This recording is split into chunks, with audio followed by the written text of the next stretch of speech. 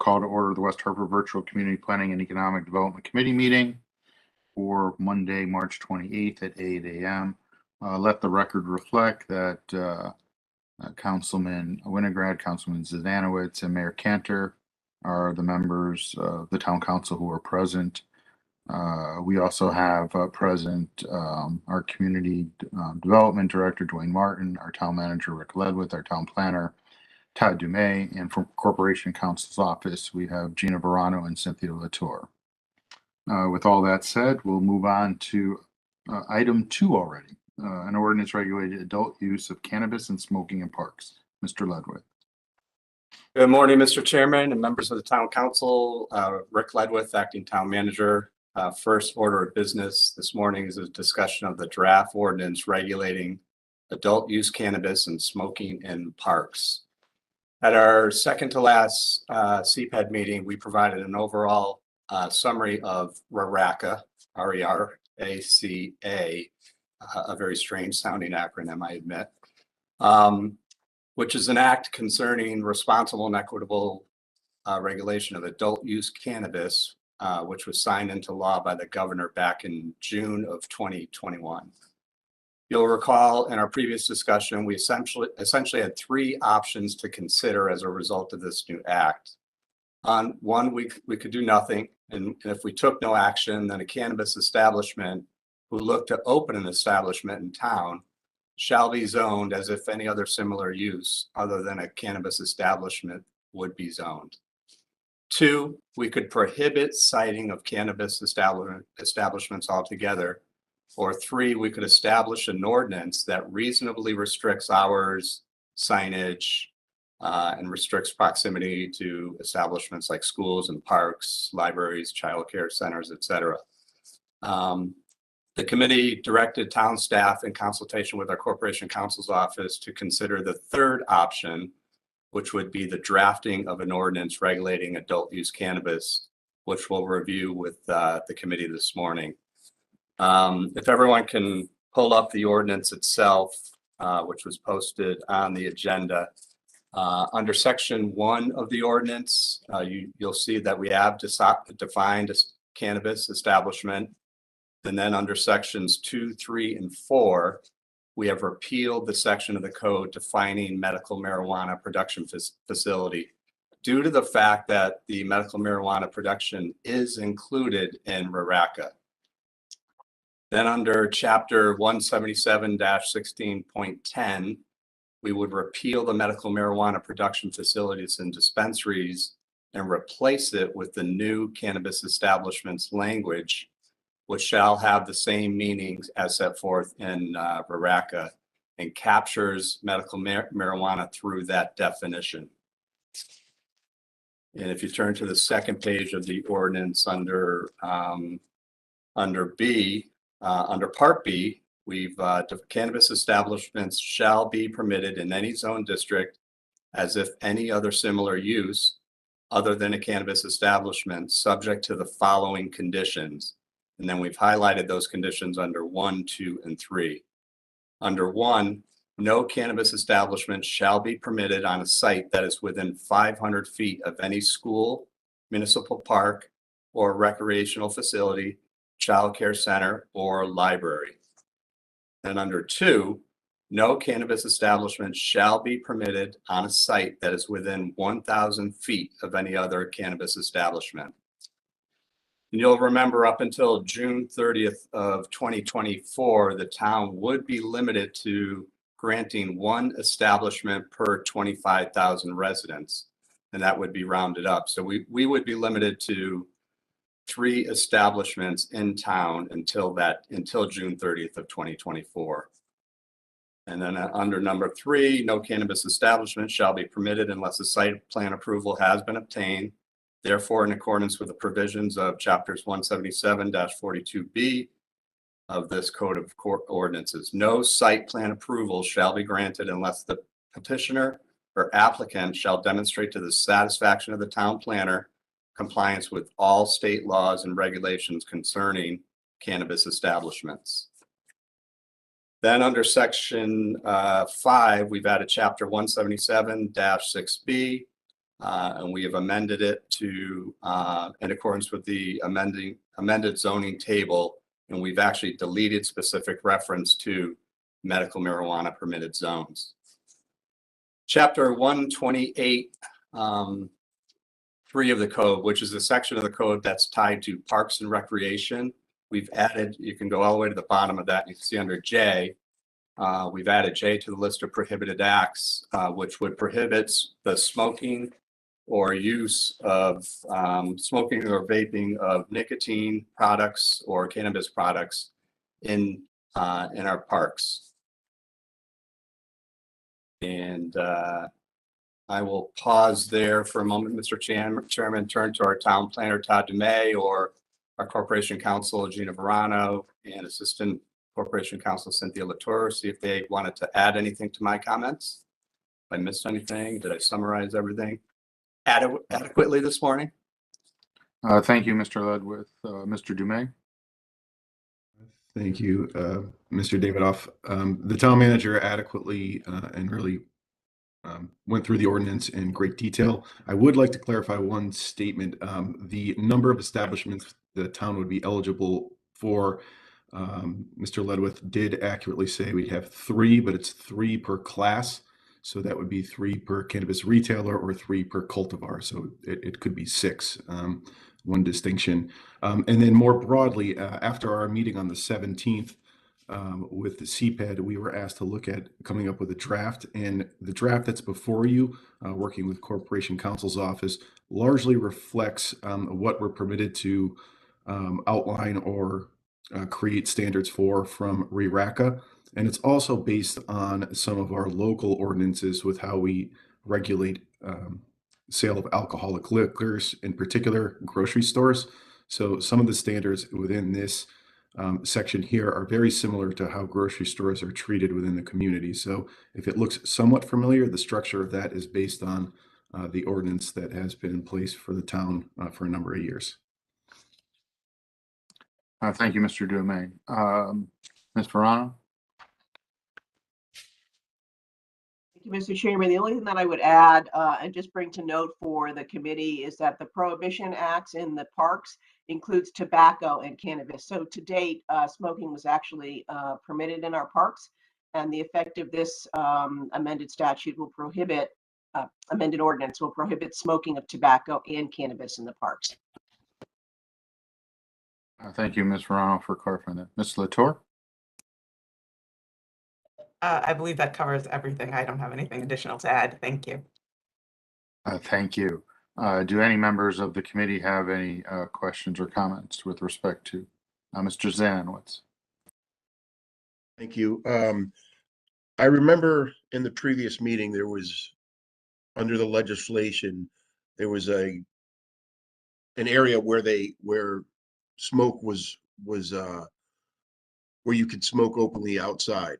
I don't know if we say anything about there, or am I just not remembering correctly? Because I thought there was a provision for there to be smoking establishments outside somewhere if we, once the 3 establishments, or 6 in this case, are up and running.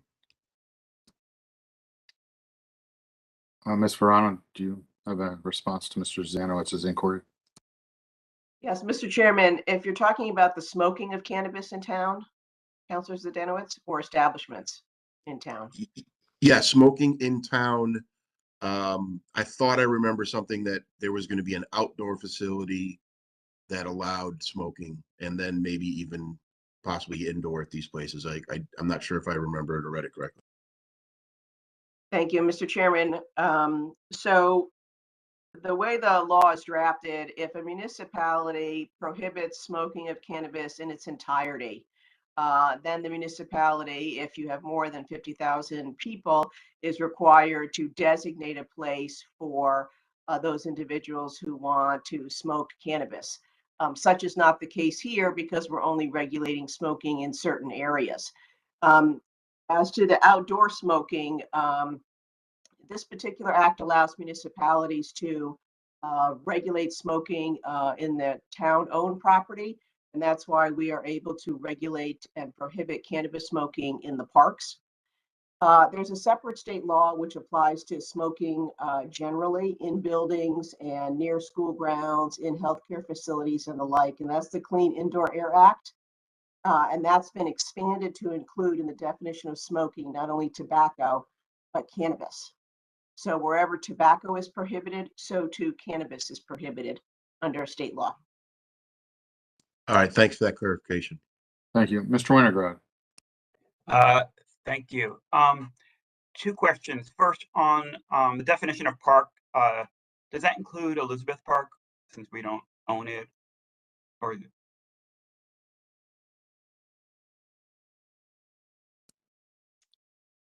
Mr. Dumais, would you know that from a zoning aspect?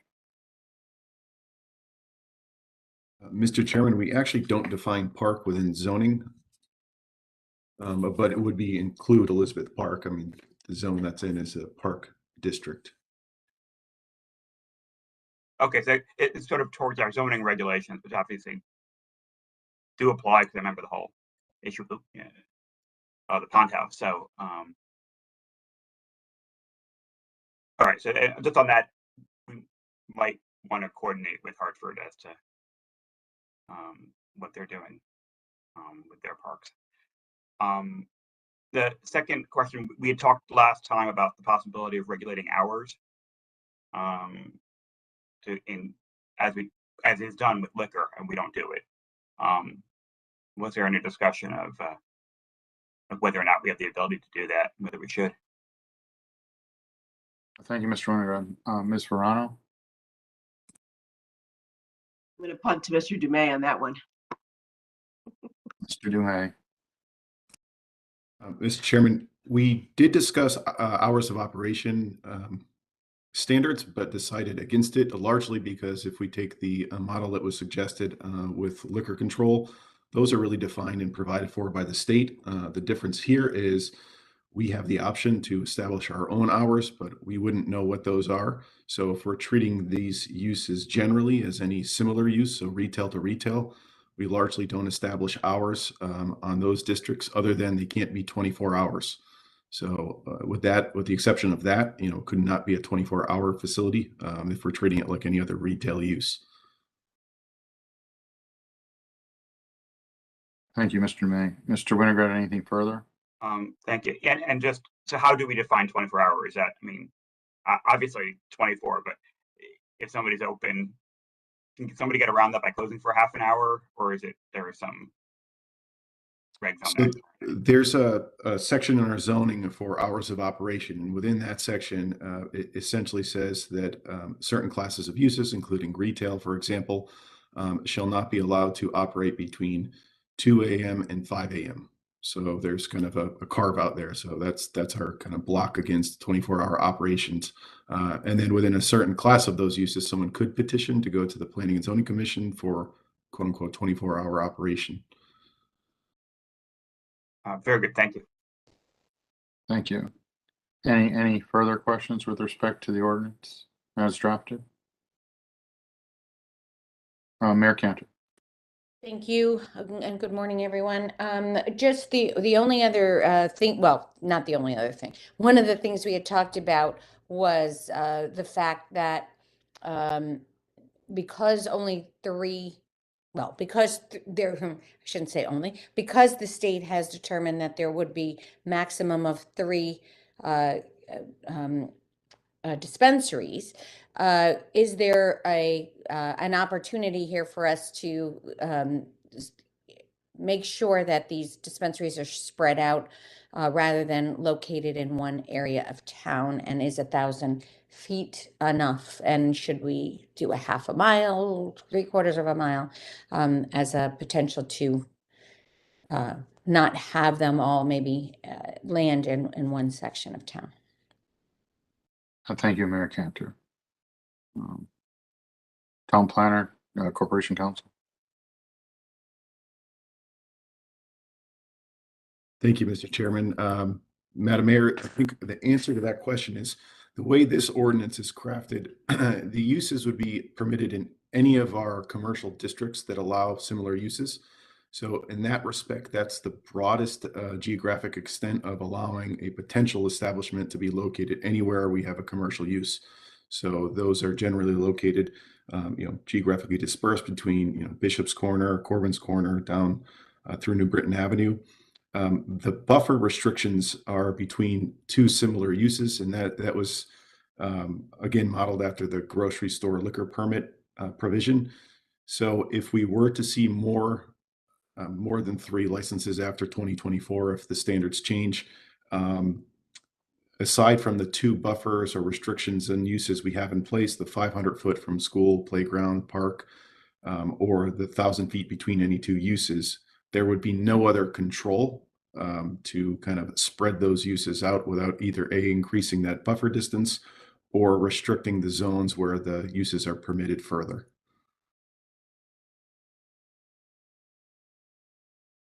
Thank you, Mr. Newing. Mayor Cantor? So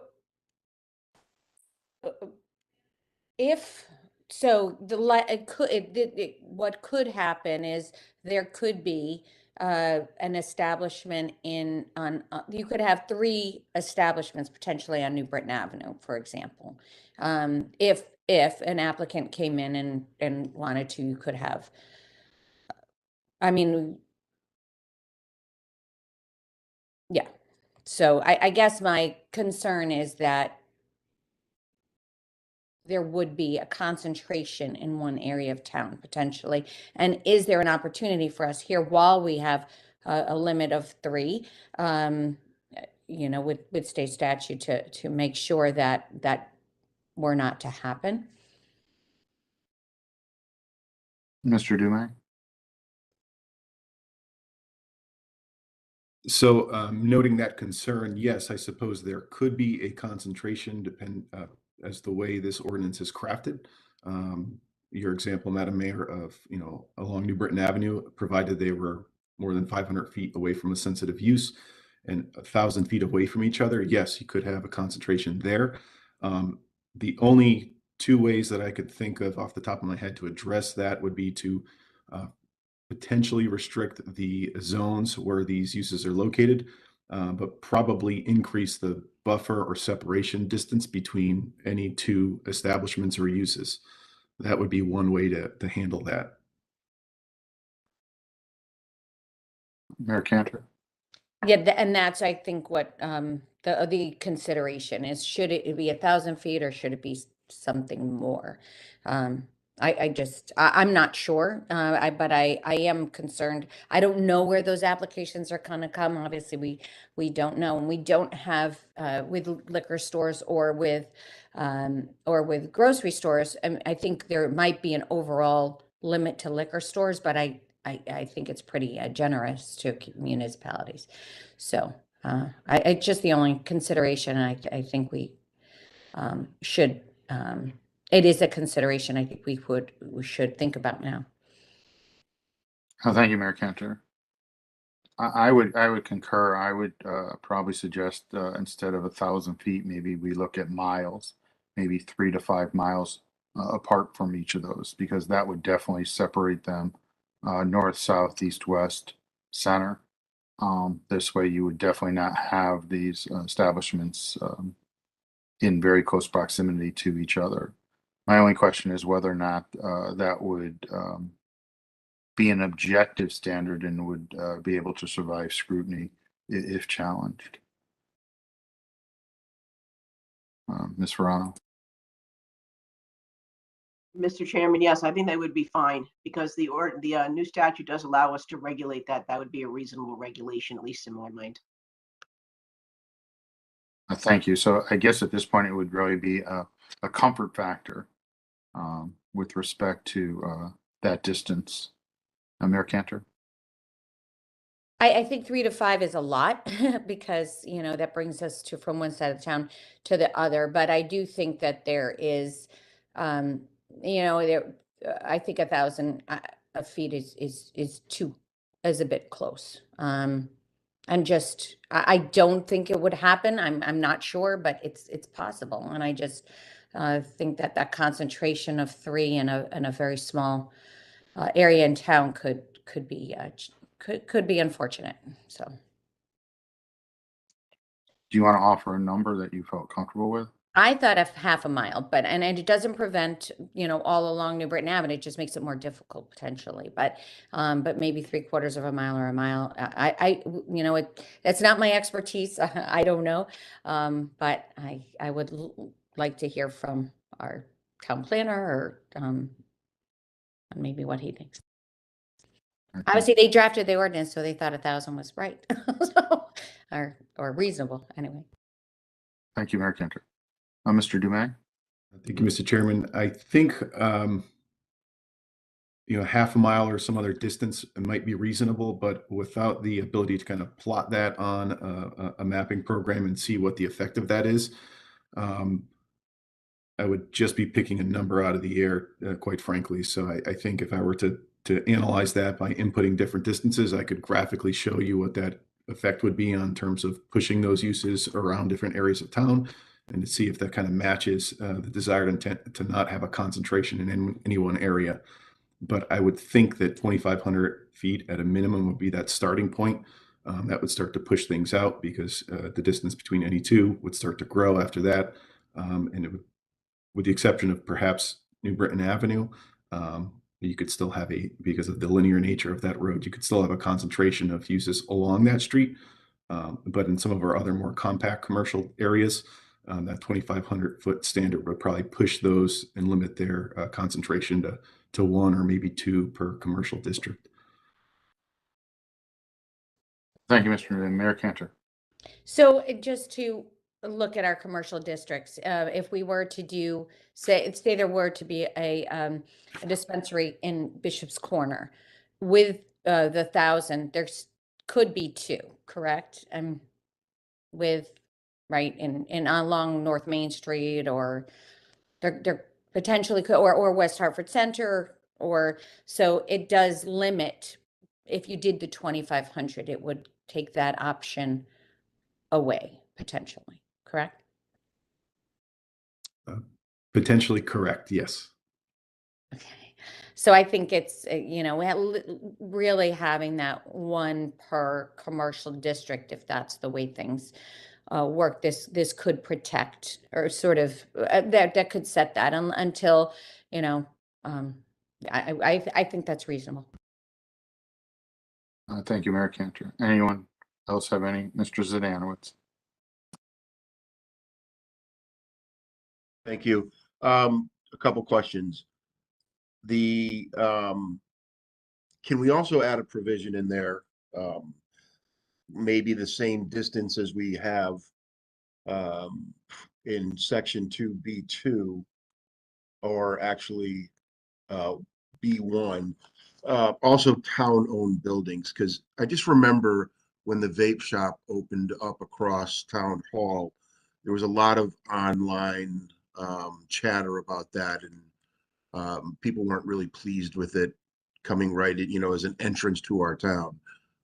So I kind of was thinking maybe even using Town Hall as a limit as well within a certain distance. And then the other, and Mr. Dumais, I think maybe you can help with this, I'm not sure, but we talked about one per 25,000 in population, and then you said, well, there's three, but then that's dispensaries, but then there's three other, and could potentially be six. Can you elaborate on what the other three look like and what that actually is? Thank you, Mr. Zanowitz. Mr. Dumais? Thank you, Mr. Chairman. Mr. Zanowitz, yes, we could add in, you are correct, in B1, we did not include a municipal facility or building. That could be added in. We do have that restriction in some of our other zoning. So if that's something the council's interested in doing, we could add that as a quote unquote a sensitive use, where we'd apply the 500-foot buffer to. The second part of your question, the cap on the types of establishments. So RERACA defines the threshold cap of one per 25,000 for a cannabis retailer. So that's one class of that retail, a cannabis establishment, that we'd be limited to 3 such establishments. And then the other one are the cultivar uses. So those are the growing facilities. So those are likely to be, because of the size requirements in the act, much larger facilities, and they're more akin to an industrial operation, and they'd be kind of limited under that reading of the use to our industrial zones, but we'd be limited to 3 of those such uses. Okay, thank you very much. Thank you. Any further questions or comments? Yeah, just Mr. Weinberg. I think to Julian's point, or Todd's point, yeah, we should map it out. I mean, I think that New Britain Avenue is about 2 miles, 2.5 miles, really, from one end to the other. So I think, you know, even a half-mile one might be not doing a whole lot to restrict it, but it's hard to tell until we actually, you know, look at a map and let you kind of see where things actually would be possible and what different circles would do. But I think that would be really helpful to have a couple different options. Like, what would it be if we had a half a mile? What would it be if it was 2 miles? Because I'm not sure it would be a huge difference other than New Britain Avenue. You know, for the center and Bishop's Corner, I think either of those restrictions are going to keep it from being more than one. But and they're far enough apart. I'm not sure 2 miles would do anything to any of the other districts except for New Britain Avenue. So hopefully we can see some maps. I think that would really be useful. Thank you, Mr. Winograd. All right, so it's my understanding that the committee wants to look at maps that would indicate distance between retail sites and then get a better understanding whether or not municipal buildings ought to be included with respect to calculations for distance placement. My question is, how long do we think that it would take for staff to provide the committee with this information?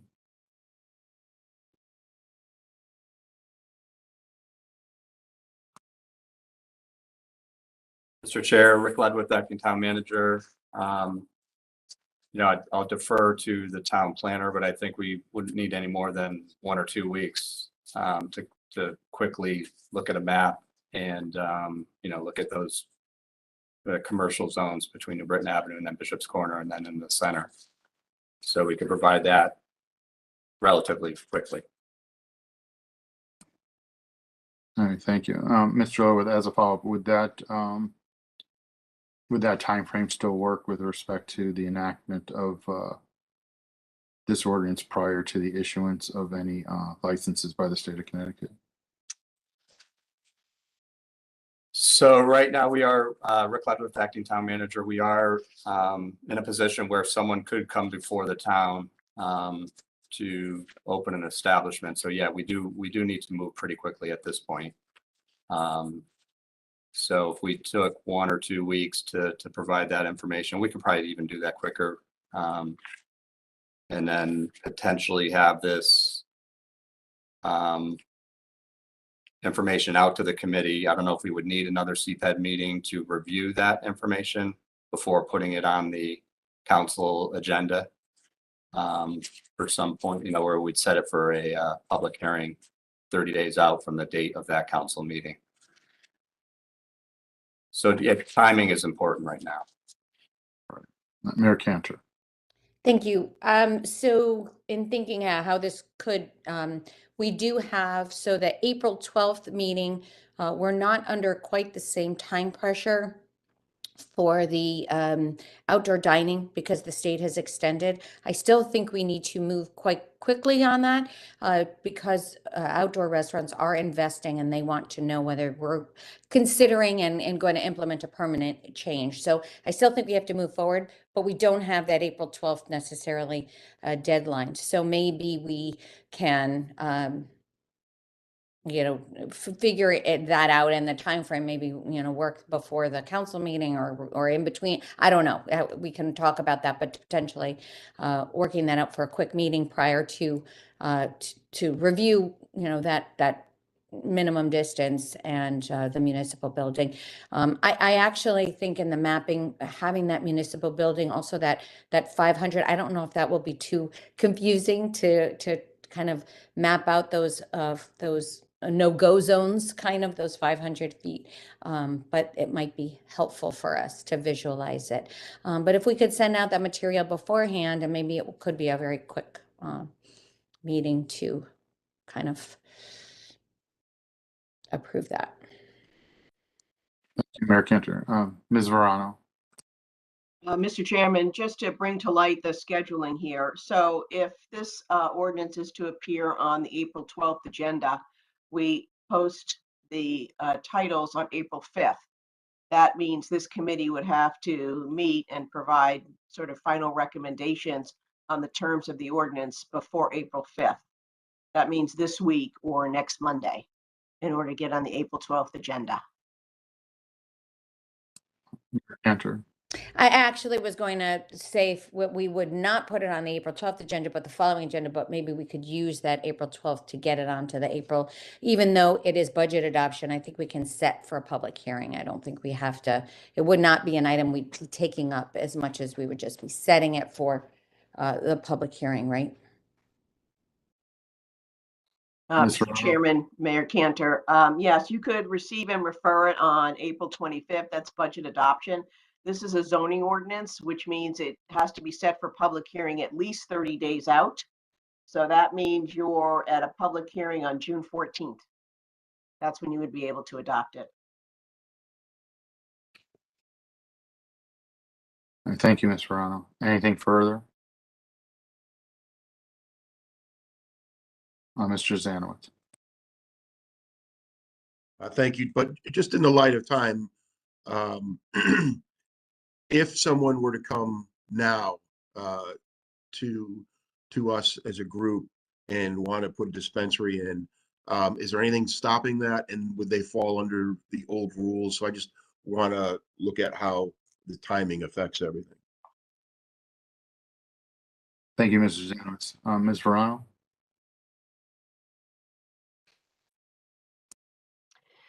I'll be brief, but I think I kind of want to defer to Todd because it would seem to me like they would be treated as any other retail establishment, which is essentially what our ordinance is doing. The one thing that we won't have available to us is if we get a second or third application, we won't be able to apply our distance requirements because those will not have been adopted. Todd, I don't know if you want to add anything further. Mr. Dumais.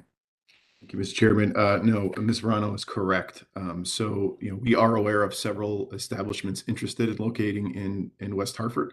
And currently we must treat them as if they are retail establishments. So wherever we allow retail, they are still subject to the state permitting and licensing requirements. So they have to go through a competitive process on that end. But locally, they just need to show that they comply with local zoning, which is right now, as of right in those districts where we allow retail.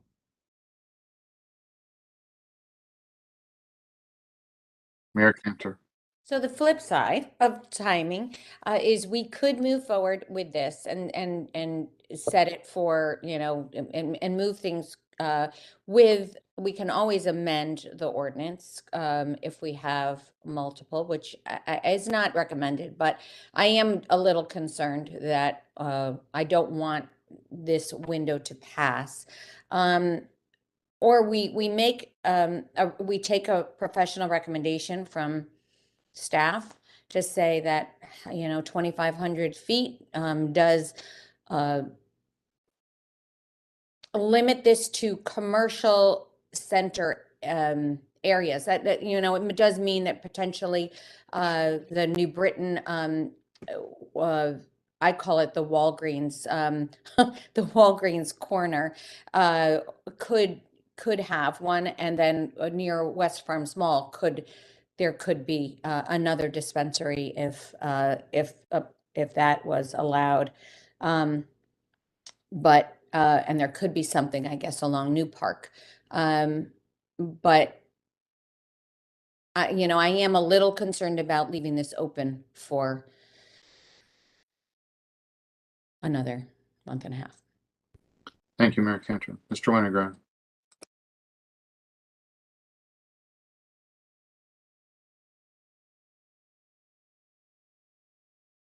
You're muted, Mr. Winograd. I share the mayor's concern. And I'm thinking if we're going to do a sort of rush to get it done quickly to make sure we protect everybody, we go higher rather than lower. Because we can always probably easier to bring it down than up. If it becomes a problem, and we hear from Kristen that there's a limited amount of facilities that are available, and we have a problem, it might be easy to go the other way. And so if we even did a mile, again, it probably gives a little bit of extra protection. Makes it a little harder to have the 3. It still would be possible, but I think we probably should err on the side of going high rather than low, before, and then consider it again, if that is a real problem for somebody to invest. Thank you, Mr. Winograd. Any thoughts on Mr. Winograd's suggestion?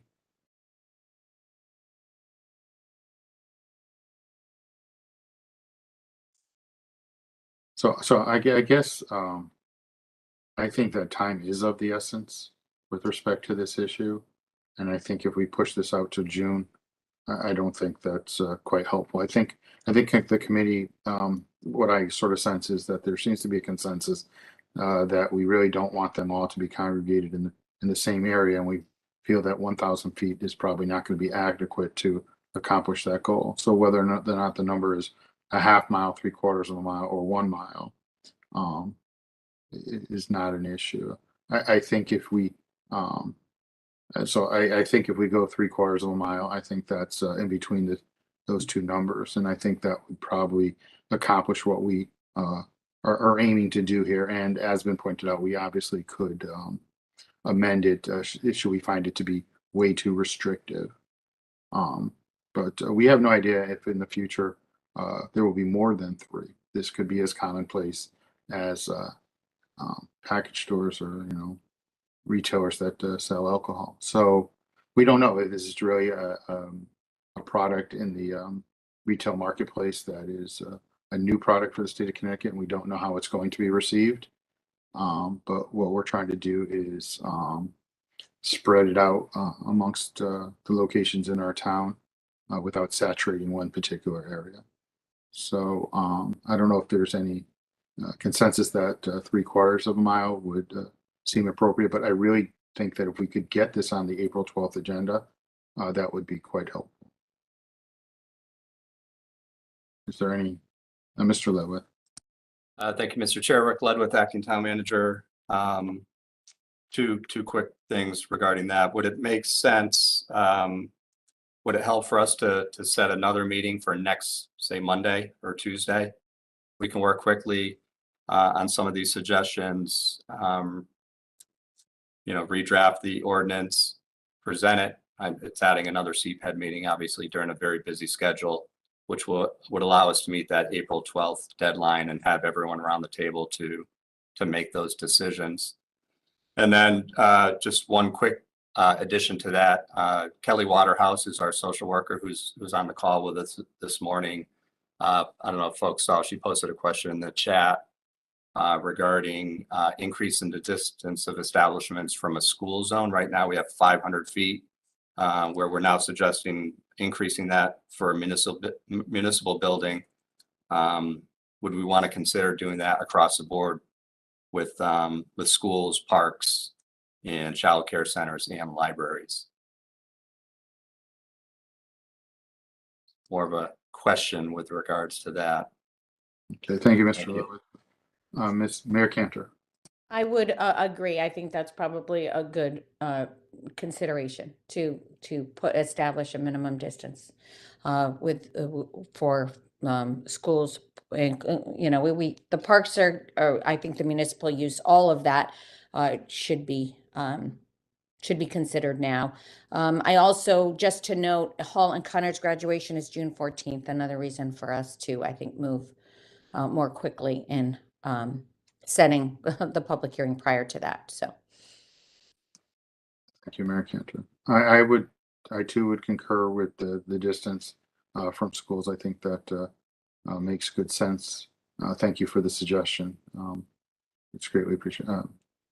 Ms. Verano, I'm sorry. Mr. Chairman, is the recommendation that the 1,500 feet be from only a school or the 1,500 feet from everything listed in number 1, which is school, municipal park, recreational facility, childcare, and library? I believe it would be for that entire thing without further having us to determine what the particular use is of that particular property. I think if we just have one 1,500 feet buffer, I think would be a lot easier to administer. So I think that's would be the suggestion. And then if we could just go with 3/4 of a mile for the distance between both of them, and then I think we would be ready to move forward. With respect to Mr. Ledwitt's request to meet next Monday, the chairman is unavailable next Monday for an 8 o'clock meeting. I apologize. So if we could just do that and then just, set it for public hearing. I think there will be plenty of time for us to receive input and have further discussions amongst our colleagues as well as the community. Mr. Winograd. And just a question, and I'm a little concerned about, again, partly a mapping issue. I don't know if there's a child care center, in the middle of Bishop's Corner that somehow would knock it out. I mean, child care centers aren't always, schools, we know where they are. Others, I don't know. So I'm a little concerned about that. And even municipal buildings, to Mark's point, every firehouse or, we're not seeing that could be more significant than we realize. So I'm not sure about that one either. So I guess the question is, to what extent can things be amended? We can put it for public hearing. How wide is our ability to amend as we go along after we've said it? No, thank you, Mr. Winograd, for the question. Ms. Verano. Mr. Chairman, the question of whether or not we need to have a second public hearing is whether or not the changes are material. And of course, that's somewhat up to interpretation. If your restriction is 1,000 feet versus 500 feet, I'm not sure I'd consider that material. If it were, 100 feet to 2 miles, I'd consider that material. Thank you, Mr. Verano. I would concur. Mr. Chairman, I just might want to add one other thing with adding the increasing the 500 to 1,500 square feet. 1,500 feet. I am concerned that we essentially prohibit cannabis establishments everywhere. By the time Todd maps it out, I just don't know if there'll be any areas that are left by the time we do 1,500 and then 3/4 of a mile. So we really do want to pay attention to what that mapping looks like at the next meeting. So I think it's important, or at least a touch base with Todd with the CPED group before we put it on the April 12th agenda. But up to you, Mr. Chairman. Thank you, Ms. Verano. So do we think that we would be able to have a preliminary mapping review sometime later next week? And I guess Mr. Ledwitt. Thank you, Mr. Chair. Rick Ledwitt, Acting Town Manager. Yes, I do think we can meet that timeline. So back to the timing. So we have to set the titles on Tuesday, next Tuesday, and then we would actually need to post the ordinance itself by the end of the week, correct, Gina? Well, yes, that's typically what our protocol is. So if we added another meeting, if we posted the titles by Tuesday and had a meeting Wednesday or Thursday of next week, I don't know if that, is amenable to the chair and other council members with your schedules to squeeze in another meeting before finalizing the ordinance to be posted by the end of next week. Back to you, Mr. Chair. I think the only morning I have available next week would be on Thursday morning. Next week's kind of crazy. Thank you. I don't know if other people have availability for the sole purpose of addressing the mapping. Mr. Chairman, we could also look at other options for time. 8 o'clock's not written in stone, so. Very true, Mr. Zano. We could do an early evening meeting, that would also be helpful. I have a pretty open schedule next week compared to most, so. So maybe that would even work even better. So.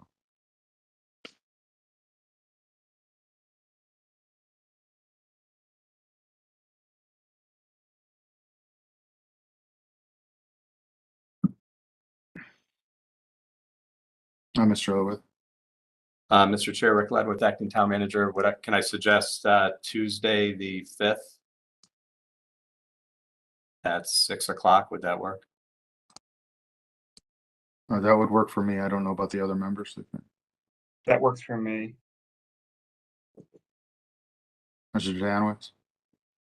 Yes, that also works for me. Thank you. Mayor Cantor. That should work.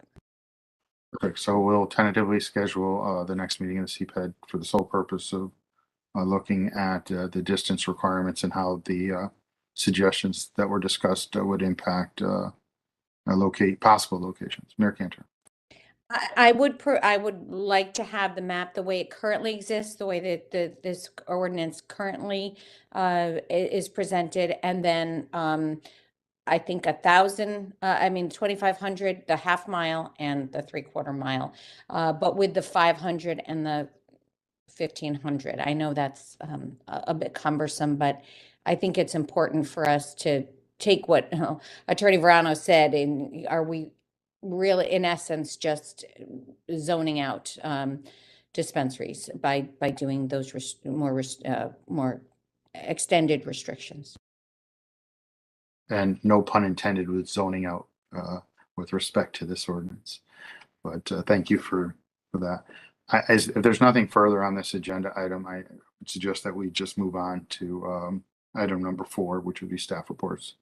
And if there's no objection, we can just move on there. Thank you for everyone for very valuable suggestions and contributions to item 2A.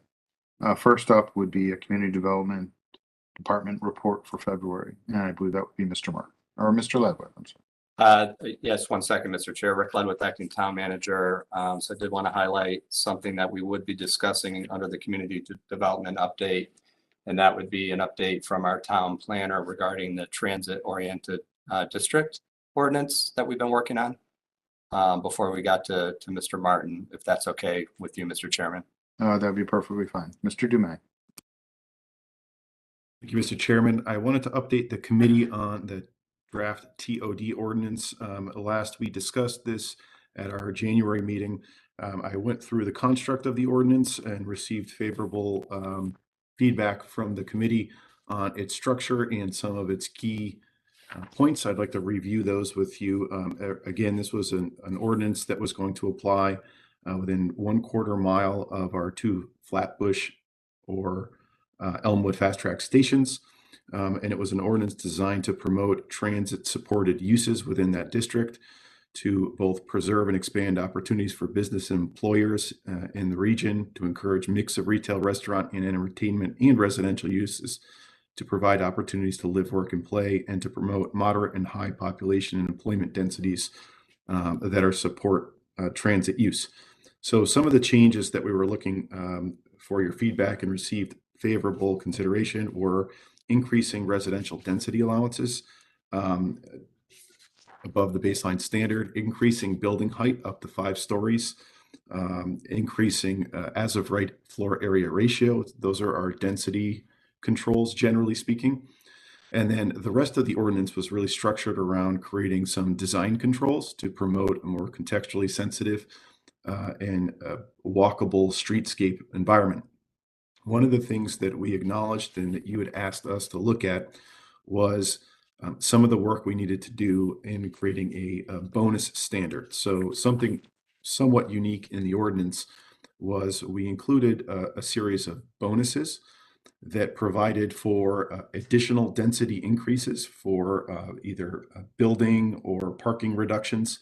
And that was based on a point equivalency. And then I think Councilors Winograd and Davidoff, you asked us to look at those numbers to make sure they really reflected, kind of a real world application. And we're still doing that. One of the things we have done that we're putting the finishing touches on was we actually shared this with a couple of developers to see if, in particular, those bonus standards actually make any sense. Are we just throwing numbers out there that won't actually incentivize or create any interest in utilizing those standards? And we did find that, there were some suggestions to make some changes. One of those was to increase our height limitation slightly. So we had a limitation at 5 stories and 55 feet. And when we discussed this with a number of developers, particularly if we're trying to encourage ground floor commercial, we might need a slightly higher height allowance. So that's something that we're going to bring back in the final version and put it up to 60 or maybe 65 feet to accommodate a higher ceiling to floor height for ground floor uses.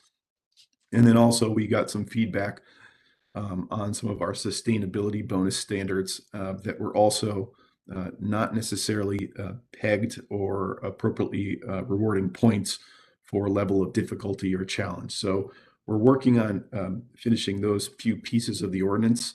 And one of the other things that I wanted to point out, up until last Friday, there was a piece of legislation at the state level that was a transit-oriented development district that was potentially going to come out of the Planning and Development Committee. That would have impacted our local ordinance that we've been working on here. One of the chief reasons it would have impacted that ordinance, it would have required set aside affordable housing as part of any transit-oriented development in their ordinance, which would have been overlapped with our zone here at a minimum of 10% set aside requirement. We included that as a bonus standard. We're not requiring it in our draft. And I think the members of CPED liked the ability to have it as a bonus. So this ultimately, it looks like it did not make its way out of the Planning and Development Subcommittee. They're not taking it up. So at least for this legislative cycle, there will be no changes that we'd have to go back and work on our ordinance. But I did want to provide everyone an update. The final version of this draft was unfortunately not ready for this meeting. And now with that piece of state legislation not moving forward, I just need a little bit more time to fix some of the bonus standards to make sure that they incentivize the things that we suggested they should do. Thank you, Mr. Dumais, for a very comprehensive update as to where we stand with this TOD moratorium ordinance. So, are there any questions of Mr. Dumais with respect to what he just reported? Seeing none, we'll move on. Mr. Ledwith. You're muted, Mr. Ledwith. Sorry, Rick Ledwith, Acting Town Manager. I'll turn it over to our Community Development Director, Dwayne Martin, who will provide a summary of our neighborhood street traffic calming program. Mr. Martin. Thank you, Dwayne Martin, Director of Community Development. So yes, as Rick mentioned, we are looking to officially launch, if you will, our neighborhood street traffic calming program. So I just want to go through that quickly. This has been a long time coming as far as I'm concerned for the town to manage some of the speeding issues we have in particular, but also traffic safety issues that we've been dealing with for many, many years. We have used bits and pieces of this program as opportunities rose, so it actually gave us an opportunity to refine it. But it's a very comprehensive program that was put together by our new town engineer, Greg Summer, and it has a lot of references and uses from other communities that had successful programs. So we use that as a starting point and put together a program that we feel works for West Hartford. So just wanted to point out a couple sections in particular, if you have it in front of you, or if not, you can look at it after. Page 5 of the program has the traffic calming evaluation criteria. What we wanted to do is to come up with a quantitative way to measure issues, particularly with speeding in neighborhoods. And this was a means of coming up with that. The idea behind this was to demonstrate and to prioritize should we have a challenge with funding to do something on a particular street. And this gives residents an understanding of how their street may measure up with others that have similar complaints. And so this was refined through the program. That's the criteria. And then also on page 8 of the program. This gives a visual of how we go through and evaluate these problems from start to finish. It is important to just point out one thing, however. If the town staff comes upon a, say, traffic safety or speeding issue where it wasn't reported by the neighborhood, we would be able to bypass a lot of these processes in the interest of public safety. And all of these recommendations, if you will, we get to the point where we're recommending, say, speed humps or semi-diverters, whatever the solution comes up to be, is all with the approval of the town's legal traffic authority, which is Rick Ledwith, the town manager. There also is a process in here where we would reach out to the neighborhood, hold a meeting, get feedback. There's also a petition that would be sent out or a survey that's added to this. So there is some back and forth. We do want to hear from the residents and have a structured dialogue with them to work through the process. Done this on a couple occasions. You'll recall Walbridge Road was one recently that was reconstructed. They asked for some traffic calming measures. And then we also did Grove Street, where we actually installed speed humps. That came through the program. We worked with another street is Riggs Avenue, where they were complaining about speeding, traffic volumes, and traffic safety issues. So they are also part of this process where we refine this. It is focused on neighborhood streets. I just want to point that out. It's not to say that we're not looking at the arterial or collector streets when it comes to speeding or traffic calming, but we have to be aware and careful with our emergency response routes. So rather than get bogged down in looking at a complete townwide program, we wanted to structure it just to handle what we get most commonly, which is neighborhood street complaints. So in a nutshell, that's our traffic calming program that we plan on launching. We want to put it on the webpage and promote it a little bit so that the public is aware of the program. Any questions? Thank you, Mr. Martin. Are there any questions of Mr. Martin with respect to the traffic calming program? Seeing none.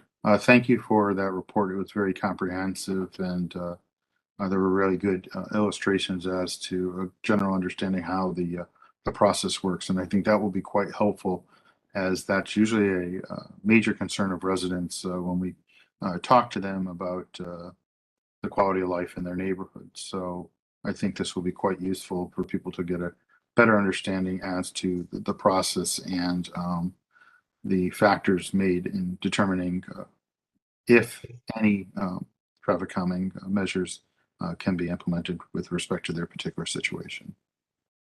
So thank you for that. With that, we'll move on to item C, the Economic Development Quarterly Report. I know that Ms. Gorski is not present this morning, so Mr. Ledwith, I'll turn it back to you. Thank you, Mr. Chairman. Yes, Ms. Gorski, our Economic Development Coordinator, is not with us this morning, so we would present this report for informational purposes only. We can add it to our next month's agenda for a more comprehensive overview, given that we've kept the committee on for an hour already on a Monday morning. That would conclude our reports for this morning. Thank you, Mr. Ledwith. I would concur that if anybody had any questions, we could discuss that at a later date. So we can just accept that report for informational purposes only at this point. And that basically concludes all the items that were listed on the agenda. So I didn't know, we'll move on to number 5. If anyone has any suggestions for future agenda items. I do have one. I would like to get a better understanding of how the TND zone interacts with the transit-oriented development and any other types of development that may be impacted by the TOD. So if we can get a good understanding as to a history of applications that have come in under the TND and what's been the results, and whether or not there have been people that have come forward trying to make application in that zone, and whether or not this has prevented them or caused hesitation with respect to them going forward with respect to economic development.